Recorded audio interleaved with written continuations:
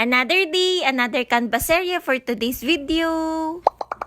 Gamit nga lang ang aking cellphone ay gumawa ako ng personalized na Christmas card. Bali card na naka-landscape pala yung ginamit ko dito, tapos naglagay na ako ng text box at line. And then another text box para ilagay itong name ng family. Tapos naisipan ko nga na golden heart na lang ilagay ko na pang design dito sa may baba. Nag-search lang ako dito sa may graphics, tapos nung nakapili na ako, clinic ko lang yan para mapunta dito sa aking template. At dinuplicate ko lang yan para maging 4, tapos naglagay na ako ng mga faces. Dito nga sa faces ay namili lang ako ng mga cartoons na kahawig naming 4. Tapos ang ginawa ko ay clean-up ko lang yan para face lang yung makuha. So bali magiging ganito yung itsura niya. So ayan, adjust at inayos ko lang yan para maging pantay. And then nung okay na nga, isunod ko naman nilagay itong mga nicknames namin. Tapos gumawa pa ako ng iba pang mga design. So ito yung mga sample niyan bago ko dinownload dito sa aking cellphone. Dinownload ko nga lang to for free mga mare, kaya sundan nyo lang yung mga arrow ko dyan sa screen. Sunod ko naman yung transfer dito sa aming computer, tapos nilagyan ko pa yan ng border. Sa paglalagay nga ng borders ay napakadali lang yan mga mare. So sa words ko lang yan ginawa. And then nung okay na nga ay printin ko to sa glossy na photo paper. Tapos lastly nga ay ginupit ko lang yan ng pantay at ayos. So magiging ganito na yung output niyan mga mare. Diba? Napaka-cute. At nilagyan ko nga rin yan ng double-sided tape sa likod para ready nang ilagay sa mga regalo.